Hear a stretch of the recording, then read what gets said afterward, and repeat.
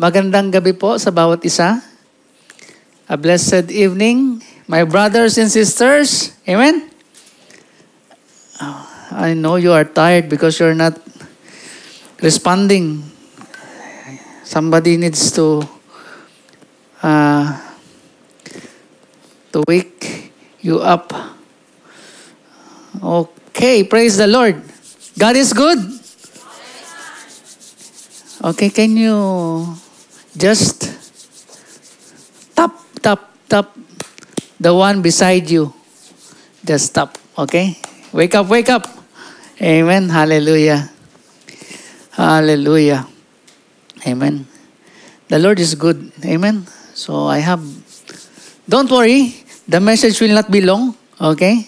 So I want to see your smile. Okay, when pag yung pastor kasi, di ba, pag mahaba mag-preach, naantok yung mga, pag mabilis, oy, I saw my brother, okay?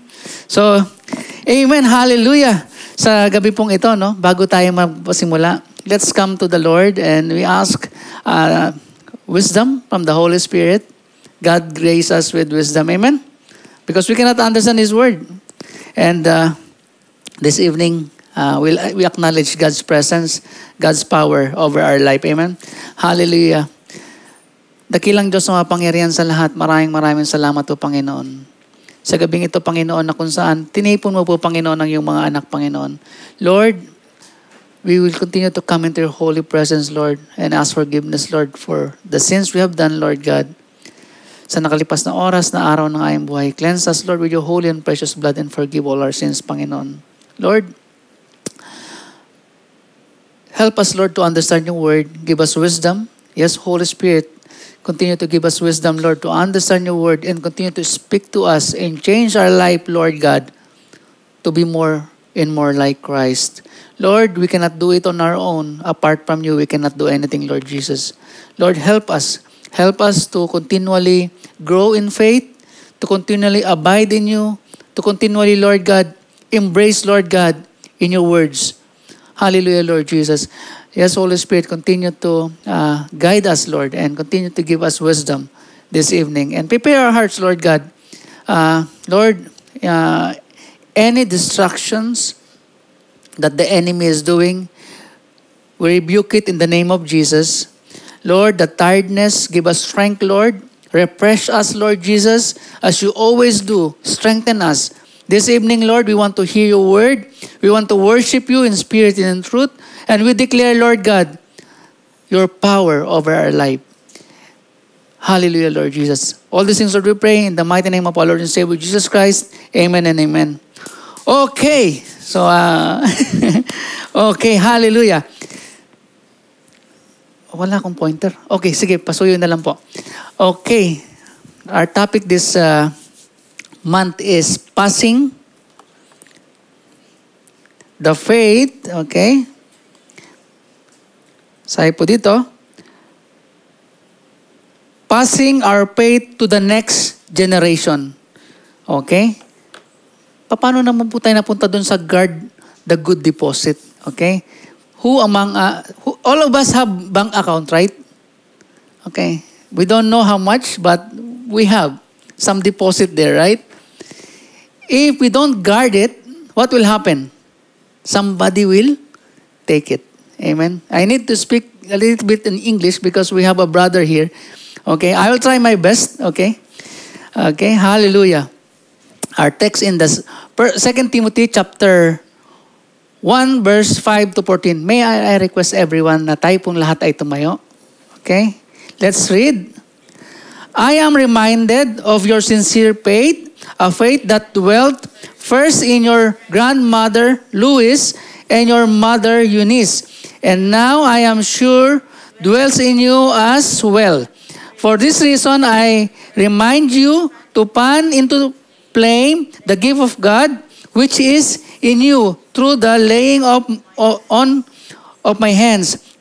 For God gave us the Spirit not of fear, but of power and love and self-control. Therefore, do not be ashamed of the testimony about our Lord, nor of me, His prisoner, but share in suffering for the gospel by the power of God, who saved us and called us to a holy calling, not because of our works, but because of His own purpose and grace, which He gave us in Christ Jesus before the ages began. Amen. In which now has been manifested through the appearing of our Savior Christ Jesus, who abolished death and brought life and immortality to light through the gospel, for which I was appointed a preacher and apostle and teacher, which is why I suffer as I do. But I am not ashamed, for I know whom I have believed, and I am convinced that He is able to guard until the day what has been entrusted to me. Follow the pattern of the sound words that you have heard from me in the faith and the love that are in Christ Jesus. By the Holy Spirit who dwells within us, guard the good deposit entrusted to you. Amen. Amen. Pwede na po tayo umupo. Hallelujah. Meron pong utos. Ang utos po ay we need to guard. Kay Timothy lang po ba ito inutos? Sa atin po lahat. Ano po yung pinapa-guard? Yung good deposit. Ano yung good deposit? Yung salita ng Panginoon. Ano yung salita ng Panginoon? Yung ano po? Yung mabuting balita. Ano yung mabuting balita? Okay? Yung mabuting balita na merong namatay para tayo po ay mabuhay. Amen? Merong namatay para po tayo ay mapawalang sala. Amen? So yun po yung isang bagay na dapat natin maintindihan na ano ba yung pwede nating ipasa sa next generation? Okay, kung meron tayong mga anak sa panahon na to, ang pwede nating ipamana, bahay at lupa. Okay? Trillion na pala usapan ngayon, hindi na million eh. Hindi na billion, trillion na eh. Okay? Lots of money, a good name, or the faith we have. Amen? Mga kapatid, sa atin po bilang mga Kristiyano, no, kadalasan nag-iiba po yung focus natin, lalo na kapag tayo po ay nasa mga iba't ibang sitwasyon. Kapag sobrang kang pinagpapala, kadalasan ng Kristiyano, nakakalimot. Bakit kaya? Kasi mas nakapokus siya dun sa blessing kaysa sa nagbigay. Amen? The one who blessed, kadalasan hindi natin na-acknowledge. We would think na, kasi magaling ako. Because I'm good in my work, that's why I get promoted. No. We need to acknowledge the giver of life, the giver of strength, the giver of wisdom. And we cannot get something kapag hindi inalaw ng Panginoon. Naniniwala po ba kayo doon? We cannot get something kapag hindi inalaw ng Panginoon. In the book of John, nandun po yun. Kapag hindi inalaw ng Panginoon, hindi mapangyayari. Kaya tayo nagkakaroon ng mga bagay-bagay na meron tayong mga kapatid because God allow it. Why you have something today, why you have that work in your place, in your company, because God gave it to you. Amen? Why you have that degree? Why you have the extra name after your name? No, before your name. Sometimes doctor, amen? Engineer, okay? Mga ganun eh. Diba? It's good to hear. It's good to, but here it's good, but it's better na hindi lang dun po tayo nagstay. Okay? We need to focus dun sa nagbigay nun. Amen? Sa lahat po tayo. Ngayon, sa buhay natin bilang mga Kristiyano, no? Ano po sinasabi ng salita ng Panginoon? Number one agad. Okay? Pass it on to the next generation. Sa basketball or any kind of group sport, the most MVP or the most valuable player is the one who always hold the ball. Amen? But sometimes, holding that ball, you don't pass it on, it's not a blessing. Kaya nga siya teamwork, di ba? Amen? Pero kadalasan, most of us Christians, some of the Christian, they are like that. They are MVP. They only holding what is the faith inside of them. They are not passing it on. Ano ba yung dapat natin ipasa? Yung salita ng Panginoon. Mamuhay para kay Jesus. Mamuhay para kay Kristo. Mahirap po eh. Mahirap po. Talagang pong mahirap. Walang madali. Pero, sa biyaya ng Panginoon, kaya nga may banal na espiritu eh. When we surrender, God will use His power for us to follow. Yes, there's a struggle, but there's a blessing in that struggle. We grow. We will not always be like a baby. Okay, feed with milk. Okay? We need to be stronger in faith. The more we know His Word, the more we will love Jesus. The problem is that we only eat sometimes, few times a week. Pero yung magbabad sa salita ng Panginoon, all of us, not only a single person, all of us, we fail. But His grace is sufficient. Amen? Mga kapatid, in 2 Timothy chapter 1 verse 5, I am reminded of your sincere faith, a faith that dwelt first in your grandmother Lois and your mother Eunice, and now I am sure dwells in you as well. What we see here, the faith has passed on to the third generation na to. Amen? From the grandma to the mother to the grandson. Okay? So mga kapatid, no, sa buhay natin bilang Kristiyano, the faith we have, are we passing it on? Or we are keeping it on ourselves? The Bible is clear that we need to live a life that we pass on. Kaya nga, nakakalungkot, kapag nakakilala ka sa Panginoon, tapos titigil ka because of difficulties, challenges in life, nakakalungkot. Hindi po yun helpful. It will not help you if you go out or you stray away. Alam mo yung stray away? Yung pakalat-kalat lang sa labas, ayaw na mag-church. Okay? No. God has called us for a purpose. Amen?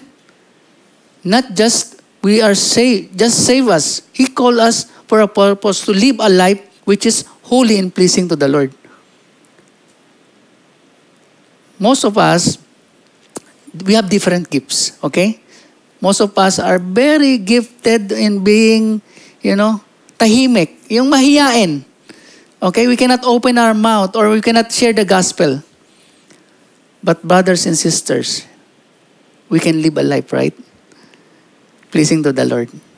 Because the life we live, God can use it. It's like a letter people can see or can read. How we can be a blessing? As simple as that. How we can be a blessing? The Lord will teach us on His Word, in His Word alone. Let others know your faith. Don't hide it. Don't hide it. Let others know it. Don't just, like you're hiding something. Don't hide something that is beneficial for everyone. We should have light. The light that, hindi gaganon-ganon. Hindi yung kukurap-kurap. Yung maliwanag. Nakikita si Kristo. Sino makikita? Who should be seen in our life? Jesus. The life we live right now. Yes, every one of us busy. Yes, in work. Yes, in family. But remember your priority. Remember your priority. Remember our priority. Second, we should do it by love. Amen? And self-discipline. Do you think that the grandma, then the mother, and grandson, wala pong tinitignan si, pangalan to? Si Timothy. Hindi niya nakita. Kasi, sa buhay natin, pag hindi nakikita si Kristo, wala pong impact yon. Amen? Yes. We come to church, but there's no fruit. Hindi nakikita sa buhay natin, wala pong impact. Ngayon, mga kapatid, nakakalungkot. Ito yung nakakalungkot eh. Nagiging, na lang tayo, yung,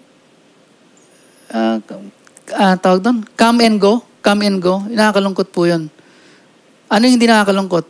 Yung naglilingkod tayo sa Panginoon, na nagpapagamit tayo sa Panginoon, na nagpupursige tayo na, Lord, I want to grow, Lord. Yung eager ka mag-grow, kasi kadalasan, kaya tayo, mga kapatid, hindi tayo willing na i-give up yung mga bagay na meron tayong hawak-hawak. That's the truth. And sometimes it happens that those what we are holding, God take it away. Yes. Yung mahal na mahal mo, baka yung trabaho mo, mahal na mahal mo, pwedeng kunin ng Panginoon yan. Hihintayin mo pa yun bago ka maglingkod sa Panginoon? Even sometimes family, the kids, right? No, I need to take care of my small one. Bring it to the church. Go to the church. If your wife stops you, bring her to the church. We need to have that discipline. Consistency is the key. We need to be consistent. Yun po, dun po tayo nagbe-fail eh. Di ba yung prayer life natin, hindi inconsistent.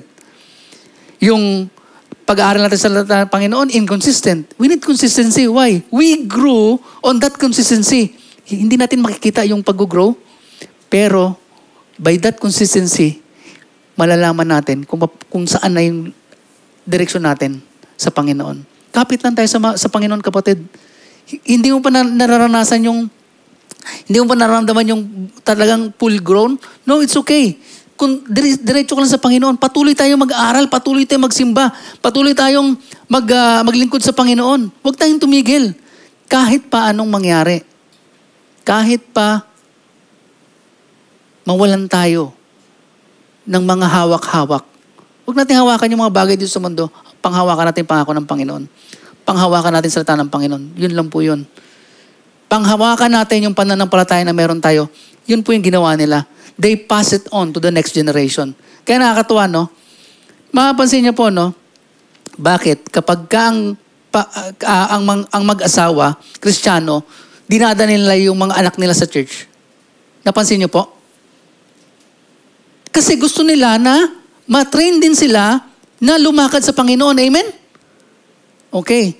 Ngayon po, pag umuwi tayo sa Pilipinas, did we take that lead or that desire, yung mga mahal natin sa buhay na mabahagian silang salita ng Panginoon, madala natin sila sa church, but it takes prayer. Mga kapatid, hindi po yung pagdating mo na doon sa kakalang, tawag nito? Basta-basta mo lang silang hilahin, tara mag-church tayo. No. It takes prayer. The Lord is near to those who call Him.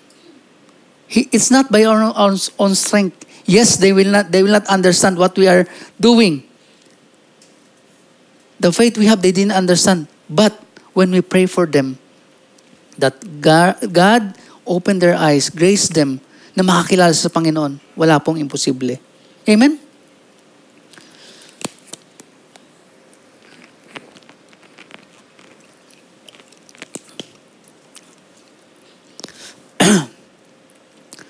Next.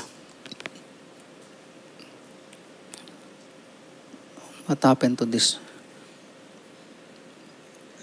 Yes. Number 2, do not be ashamed of the gospel. Therefore, do not be ashamed of the testimony about the Lord, nor of me, His prisoner. In our life, mga kapatid, huwag nating ikahiya yung pananampalataya po na meron tayo.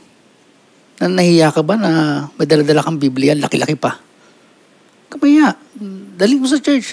Alam niyo po yung mga Brazilian, pag makikita mo sila mag-church, alalaki ng Biblia nila. Yes. Tayo, tawag dito, okay na to. May electronic Bible tayo.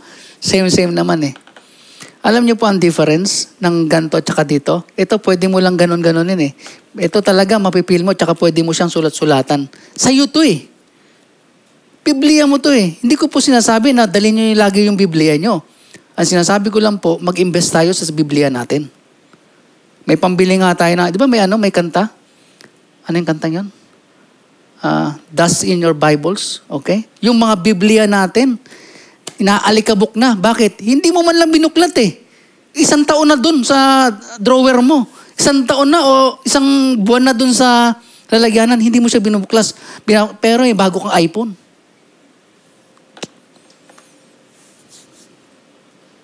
Mga kapatid, hindi po sinasayang wag tayo magkaroon ng mga bagay na yun. It's okay to have that things. Baka may naka-iPhone din ako eh.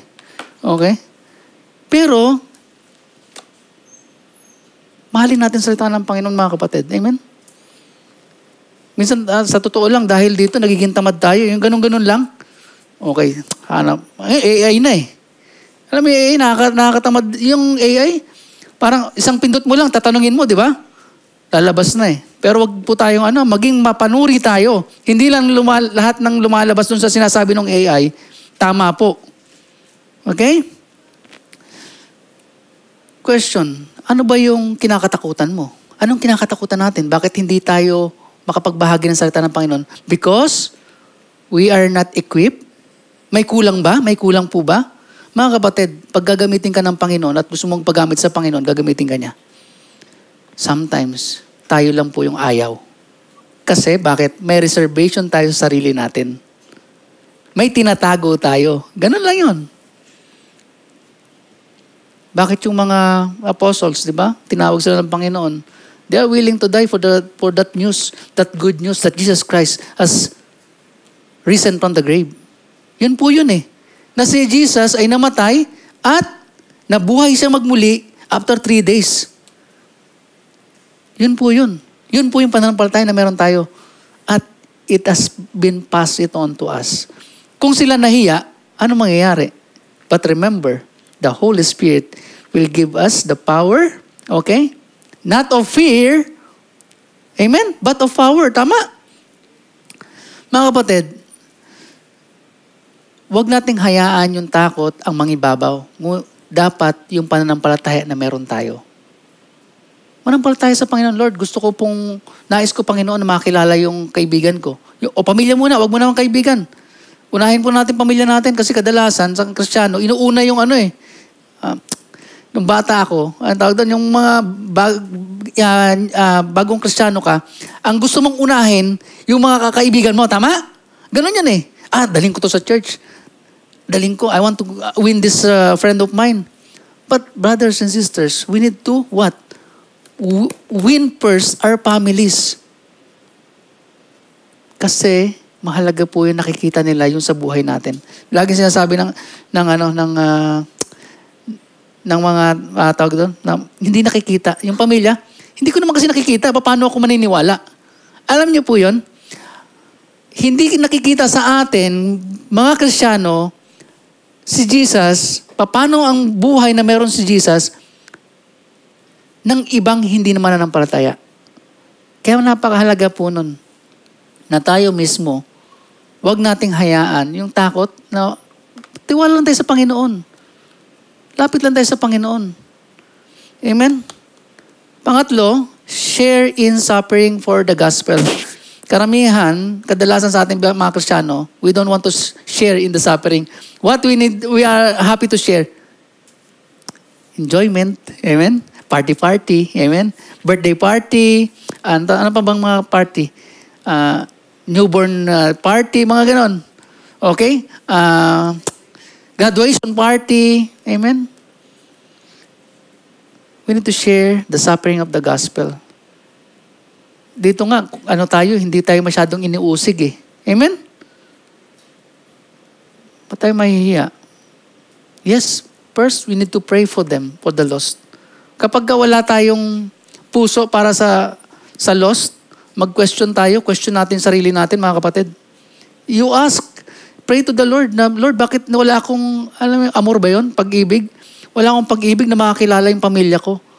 Questionin po natin kasi wag po natin itago tayo lang na okay na sa akin, ako maligtas. Napaka-selfish naman nun. Hindi po nanggagaling sa Panginoon yun. Amen? Yes, nagkapatuloy tayo sa Panginoon. Yes, lumalapit tayo sa Panginoon. We need to desire. Makakilala sila sa Panginoon. Kahabagan sila ng Panginoon. Buksan ng Panginoon ang kanilang puso't isipan. Kasi tayo wala tayong magagawa eh. But the power of the Holy Spirit, may magagawa. Amen? Magpatulong tayo sa Panginoon. Siya ang makapangyarihan, hindi tayo. Instrumento lang po tayo. Ginagamit lang tayo ng Panginoon. Anong tawag doon? Kasangkapan. Okay? Paggamit tayo sa Panginoon ng Lord, yung ginagawa kong ito, makapag-glorify sa'yo, ma-bless yung iba, ikaw ang may taas. Amen? Not my talent, His talent. Na binigay niya sa atin, di ba? Gamit lang ano lang tayo? Vessel. Amen? Ang Diyos ang mapupurihan. Ang Diyos mapupurihan. Kung ngayon, sa panahon ngayon, mga kapatid, may mga struggles ka, hindi lang ikaw, huwag kang mag-alala. Okay? Sabi mo sa kapatid, sa tabi mo, kung may struggles ka ngayon, okay, huwag kang mag-alala, hindi ka nag-iisa. Pare-parehas tayo, amen? Kapag wala ka ng struggles, problem na yon. Yun ang problema. Baka hindi na tayo magkita. Okay? Yes.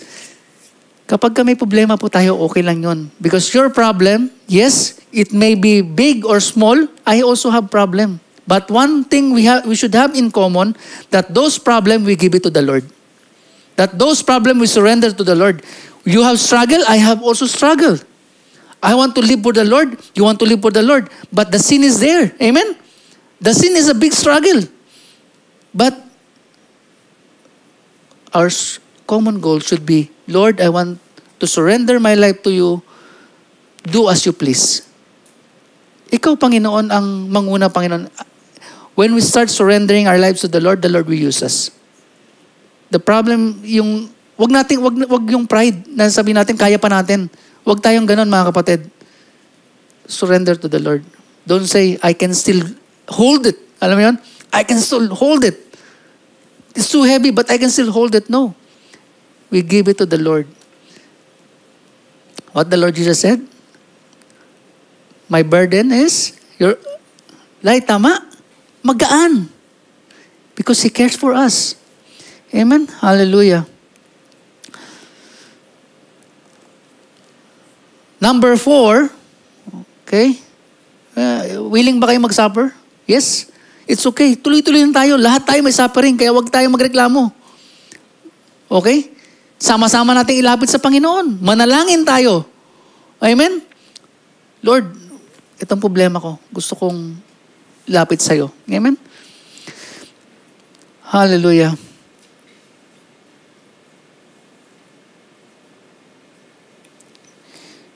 Follow the pattern of the sound words. 2 Timothy chapter 1 verse 13, follow the pattern of the sound words that you have been heard from me in the faith, in love that are in Christ Jesus.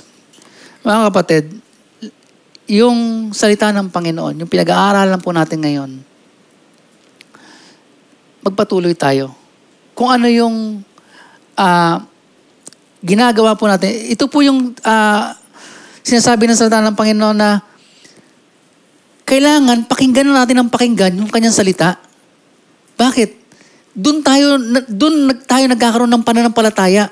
Hearing and hearing His Word. Kung pwede lang, alam mo yon yung yung kada sound trip mo, diba? Yung sa sound mo, all of us love music, right? Okay? Try to, alam mo yun, not only music, that gospel music should be, not secular music. Okay? I want to be very clear. Because music, okay, is very dangerous. Be careful what you are listening. Okay? Mga kabataan. Okay? Be careful whom you listen. Why? It's very important for us to know who are those we are listening with. Yes, because music, pagka maganda tunog, di ba? If it is sound, good sound, you think that it is holy. No. You need to be very careful. Is it biblical? Is it aligned to God's will? Aligned to God's word? Kasi minsan, gumaganyan ko pa eh. Alam mo yun? Hear and hear His word. Lahat po tayo mga kapatid, no? We struggle on that na lalo na pagka marami tayong ginagawa, less na lang po yung time natin sa Panginoon. Amen? But God is so gracious. Kaya po tayo, you and me are here today to be reminded that the Lord is so gracious to us. The Lord is so gracious to us. It's all by His grace why we are here. And even though we do sin, His grace is abundant, no? Na He forgave us. Hallelujah. Follow the pattern of the words, sound words. Grow in the knowledge of the Lord. Study your Bible, mga kapatid. We need to study His word. Yun po yung bottom line. Huwag nating hayaan na may mga bagay sa buhay natin na mag-i-stop para hindi tayo makinig ng salita ng Panginoon.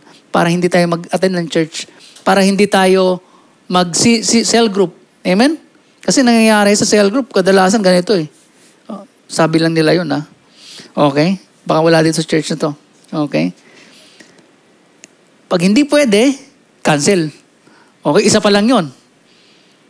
Tuloy natin. Ay, narinig ko si Pastor Dave eh. Yes, ituloy natin. Kasi nakakahawa po yung puro cancel. Yes, amen, di ba? Nakakahawa po yun. Pero tititignan po natin, nakakahawa din yung sige, tuloy lang ng tuloy. Amen? Doon tayo sa tuloy. Bakit? Para sa Lord ang gagawin natin eh. Mas mahalaga pa, ganito po ha, mas mahalaga pa ba yung gagawin natin? Kung hindi naman yan talaga critical na critical, eh kung mag-ano ka lang, ang tawag doon, kung mag-shopping ka lang, punta ka ng church.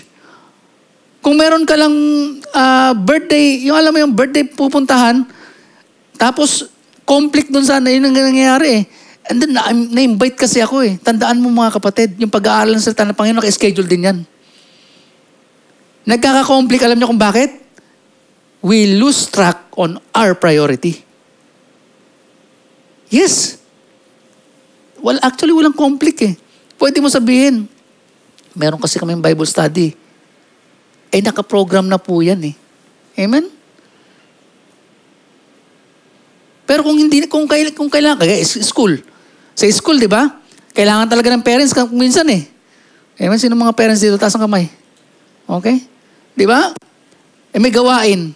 Eh, may kailangan ng parents eh.